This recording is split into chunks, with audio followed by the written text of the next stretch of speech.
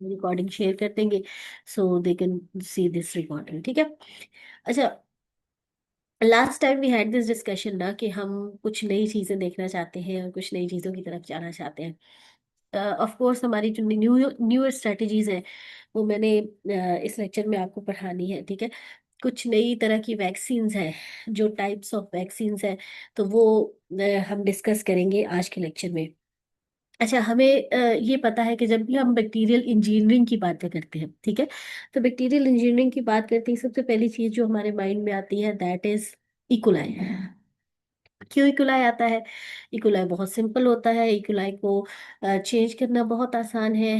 Pack bio के ऊपर I think इसके 5 to 6 जो इसकी स्टैंडर्ड स्ट्रेन हम MG यूज करते हैं, उसके 5 to 6 सीक्वेंसेस आते हैं, जिसको आप इजीली पुट टुगेदर करके इसके पूरे जीनोम को देख सकते हैं। तो कोई भी चीज जिसके अंदर चेंजेस कम हो, अगर हम क्लबसिella की बात करें, सुडोमोनास की बात करें, या किसी और बैक्टीरिया की बात करें जैसे सिनिटोबैक्टर है, इनमें एक जेनेटिक टेंडेंसी होती है, नेचुरल टेंडेंसी होती है कि इनको जब भी कोई नई जीन मिलती है तो ये फौरन उसको एक्सेप्ट कर लेते हैं। निकोलाई में भी जीन होती है, लेकिन वो अपने मेन जो क्रोमोसोम के ऊपर ना बहुत ज्यादा जेनेटिक म्यूटेशंस नहीं आने देता, जेनेटिक चेंजेस नहीं आने देता, म्यूटेशंस तो नहीं कहूंगी, चेंजेस नहीं आने देता, या बहुत ज्यादा एडिशन और डिलीशंस को पसंद नहीं करता।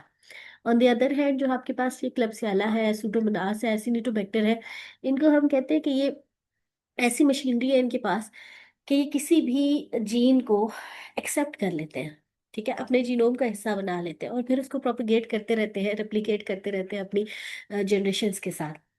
तो इकोला इज सिंपलर। इकोला ऐसी चीज़ है जो सबसे ज़्यादा पढ़ी गई क्योंकि बहुत पहले मिली, उसको बहुत ज़्यादा स्टडी किया गया, इसकी सीक्वेंस को, इसके जीनोम सीक्वेंस को हम बहुत अच्छे से अंडरस्टैंड करते हैं। इन सब बेसिस के ऊपर अभी हम बात करेंगे bacterial engineering as a vaccine platform, ठीक है। हम पिछले लेक्चर्स में थोड़ी बहुत इस पे बात कर चुके हैं कि हम करते क्या है, कि हम कुछ वेक्टर्स यूज करते हैं, ठीक है। उन वेक्टर्स को हम वैक्सीन से रिलेटेड चीज़ों को करने के लिए, एक्सप्रेस करने के लिए, जीन्स को एक्सप्रेस करने के लिए यूज करते हैं। तो यहाँ आज जो हम बात करेंगे उस टाइप ऑफ वैक्सीन की हम बात कर रहे हैं जहां हम बैक्टीरिया को यूज कर रहे हैं, बैक्टीरियल इंजीनियरिंग करके हम उसकी वैक्सीन डेवलपमेंट के लिए यूज करेंगे। वैक्सीन ऑलरेडी हमें पता है क्या होती है, कोई भी बायोलॉजिकल प्रिपरेशन जो कि हमारे इम्यून सिस्टम को स्टिमुलेट कर दे, एक्टिवेट कर दे, ठीक है, और एंटीबॉडीज की प्रोडक्शन और TH सेल्स को स्टिमुलेट कर दे, ठीक है। तो बेसिकली ह्यूमोरल और सेल मेडिएटेड दोनों इम्यूनिटीज, जो आर्म्स ऑफ द इम्यूनिटीज है, उनको क्या करती है, उनको स्टिमुलेट कर देती है, एक्टिवेट कर देती है। बैक्टीरियल इंजीनियरिंग क्या है? Involves manipulating bacterial genes to produce desired antigens और other molecules useful in vaccine development. अच्छा, वैसे सर बैक्टीरियल इंजीनियरिंग की अगर बात की जाए तो ये डेफिनेशन उसको कभी भी फिट नहीं आती। क्यों? बैक्टीरियल इंजीनियरिंग में हम क्या कर रहे होते हैं, हम मैनिपुलेशन ऑफ बैक्टीरिया कर रहे होते हैं किसी भी मकसद के लिए, लेकिन यहाँ क्योंकि हम वैक्सीन की बात कर रहे हैं तो हम इस डेफिनेशन को यूज कर रहे हैं कि हम उसकी मैनिपुलेशन किस लिए कर रहे हैं, for the development of vaccine, ठीक है। तो अगर कोई ब्रॉडर आपसे बैक्टीरियल इंजीनियरिंग की बात करता है तो ये डेफिनेशन वहां पे अप्लाई नहीं होती। अच्छा बच्चों, मेरी आवाज तो आ रही है ना सबको? ऐसा ना हो मैं पढ़ाती रहूं और आप लोगों को आवाज ना आ रही हो। सो मैं थोड़ा सा अपने इंटरनेट पे ना वो हूँ, डाउटफुल हूँ कि आप लोगों को आवाज आ रही है या नहीं। You can respond in the chat, ठीक है। अच्छा, अब हम बात कर रहे हैं, थोड़ी बेसिक्स देखते हैं। बैक्टीरियल इंजीनियरिंग होती क्या है? Bacterial engineering involves altering the genetic material of bacteria to achieve desired traits such as the expression of antigens. कोई भी बैक्टीरियल इंजीनियरिंग में हम क्या करते हैं, हम कई दफ़ा एंजाइम प्रोड्यूस कर रहे होते हैं, हम कई दफ़ा अपने लिए कोई प्रोटीन प्रोड्यूस कर रहे होते हैं, कई दफ़ा हम अपने लिए जैसे कोई एंटीबायोटिक प्रोड्यूस कर रहे हैं, ठीक है। अब हो सकता है हम एक ऐसे बैक्टीरिया के अंदर कर रहे हो जो अपने ओन पे वो प्रोड्यूस नहीं करता प्रोटीन, लेकिन हमें वो प्रोटीन चाहिए, हमारे लिए इस बैक्टीरिया में इसकी प्रोटेक्शन अच्छी हो रही है, इस इजी टू मैनिपुलेट। तो हम क्या करते हैं, हम उसकी जीन को उठाते हैं, एक और बैक्टीरिया के अंदर इंट्रोड्यूस करते हैं, उस बैक्टीरिया को हम, उसकी प्रोपिगेशन इजी है, वो हमें अच्छी क्वांटिटी में प्रोटीन दे रहा है, अच्छी प्रोडक्शन कर रहा है, तो हम क्या करते हैं, हम उसको यूज कर लेते हैं, ठीक है। तो इसमें क्या है कि हम क्या करते हैं, genetic material of the bacteria change करते हैं किसी भी एक्सप्रेशन के लिए।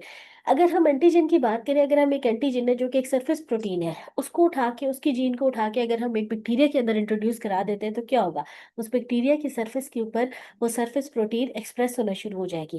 That surface protein is basically what, antigen. ठीक है। तो होता क्या है कि हमने एक जीन ली, जो भी डिजायर्ड एंटीजन है, जरूरी नहीं है कि वो सरफेस प्रोटीन ही हो सकता है वो कोई और प्रोटीन है, कोई एंजाइम है, कोई टॉक्सिन है। हमने उसे उठाया और हमने उसे क्या किया, उठा के उस जीन को हमने इंट्रोड्यूस करा दिया एक बैक्टीरिया के अंदर। This is what I was talking about. आज मेरा इंटरनेट जो है ना, पता नहीं मेरा कितना साथ देगा। Just bear with me. आज के लेक्चर में अगर ऐसा आइंदा हुआ तो I will be in university. ठीक है। अच्छा, तो होता क्या है कि हमने एक जीन उठाई, हमने अपनी मर्जी की जीन ली, हमने उस जीन को इंट्रोड्यूस करा दिया। कहाँ पे इंट्रोड्यूस कराया हमने, बैक्टीरिया के अंदर। बैक्टीरिया के अंदर हम प्लाज्मा पे भी करा सकते हैं, हम किसी और चीज़ पे भी करा सकते हैं। हमने अपनी मर्जी की चीज़ प्रोड्यूस करवाने के लिए उसको बैक्टीरिया के अंदर इंट्रोड्यूस किया। पर बैक्टीरिया क्या करेगा, उसकी जो मशीनरी है वो उस प्रोटीन को प्रोड्यूस करना शुरू कर देगी। वो कार्बोहाइड्रेट है, प्रोटीन है, ये जो भी स्ट्रक्चर है उसको वो क्या करेगी, प्रोड्यूस करना शुरू कर देगी। तो उससे हमें क्या मिल जाएगा, इजी जो production of any genetic material. ठीक है। Techniques include recombinant DNA technology, CRISPR Cas line and synthetic biology. अब यहाँ पे हम थोड़ा सा मैं आपको क्लियर करती हूँ कि रिकॉम्बिनेंट डीएनए टेक्नोलॉजी में क्या होता है। हमारे पास लेट्स से एक चीज मौजूद है। ठीक है। हमारे पास एक जीन मौजूद है, ठीक है, एंटीबायोटिक रेजिस्टेंस की, हम उसको उठाते हैं और हम इसको किसी और चीज में डालना चाहते हैं। तो रिकॉम्बिनेंट डीएनए टेक्नोलॉजी में क्या होता है कि हम अपनी मर्जी से जेनेटिक मटेरियल को रिकम्बाइन कर लेते हैं। ठीक है। हम अपनी मर्जी की जीन को वहां पे मूव कर सकते हैं, हम अपनी मर्जी की जीन को वहां से डिलीट कर सकते हैं। एडिशन, डिलीशन, म्यूटेशन, ये सब क्या आते हैं, रिकॉम्बिनेंट डीएनए टेक्नोलॉजी आती है।